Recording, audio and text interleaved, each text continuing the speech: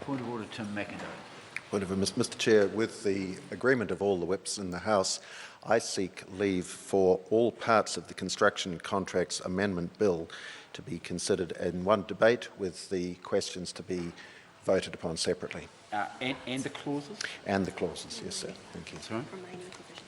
Remaining parts and clauses. Yes. And the clauses. Yes. We're not going to go back to part one, are we? No, remaining clauses. Right. Thank you. Okay, do people understand that the debate will now go over the rest of this, the committee stages of this bill, all as one debate, but we'll have separate votes afterwards. Is there any objection to that process? There appears to be none. Chairman, Phil Twyford. that seems a very sensible way to move forward. I just wanted to say, just to talk about the work that Clayton Cosgrove did on this after the main Zeal collapse, and he looked at two options for dealing with this issue of retentions. Contractors' liens, where contractors would be required to retain, legally required to retain a portion of the money that they owe to the subcontractors, and the second option that he worked on was statutory construction trusts.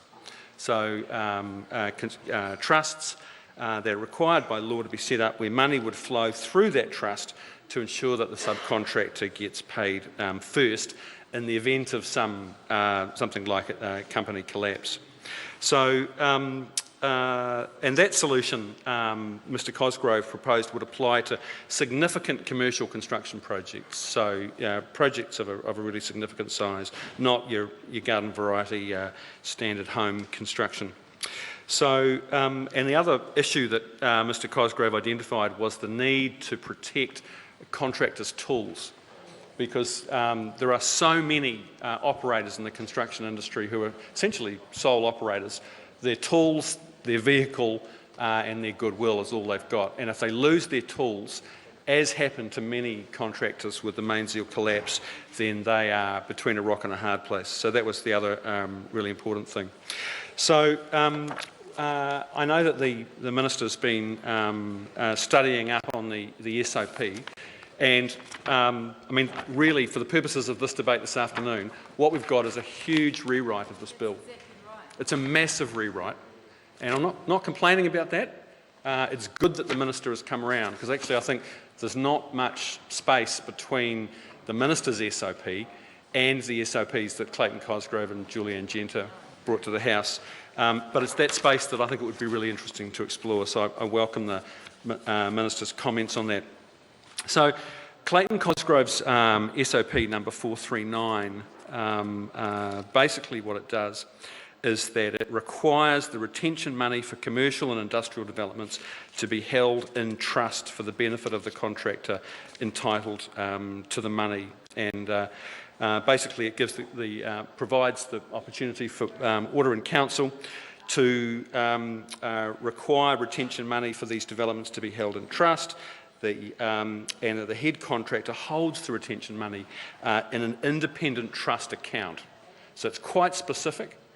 The money has to be held in an independent trust account, and also that procedures provide for procedures to be followed in connection with the authorisation of payments, the keeping of records in relation to that trust account, and the resolution of disputes. So that's Clayton Cosgrove's SOP.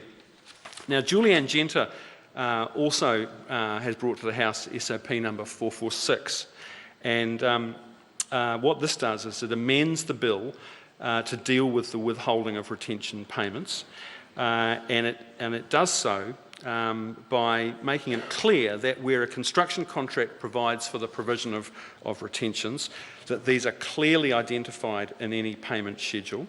It also proposes a new section that qualifies the status of retention monies and the basis on which they're held, and again it basically provides the power for regulations to be made for this. And the problem is currently, in the current Act, there's no provision for any reference to the status of retention funds, even though they're held against work that's performed by the subcontractor. And often the problem is that they're held far longer than is necessary. I mean, it needs to be said as well, I think, that the underlying reason for this is that the practice has been rife in the industry that companies, head contractors, have used retentions for their own cash flow. They've used the retentions, often the money that's been held for subcontractors has been used to leverage other investments and to basically to provide cash flow. So when things are difficult, when the market takes a dive, and we all know that the construction industry in this country has a wild roller coaster boom and bust cycle, and that's I suppose the other really important part of this. So we've got those two SOPs by Clayton Cosgrove and Julianne Genter. What we see in the SOP that the Minister's brought to the table is, I think, quite a wholesale incorporation of the material in those two SOPs. It defines the retention money. It requires the party to hold that money on trust. It provides that the trust only ends, Mr. Chairman,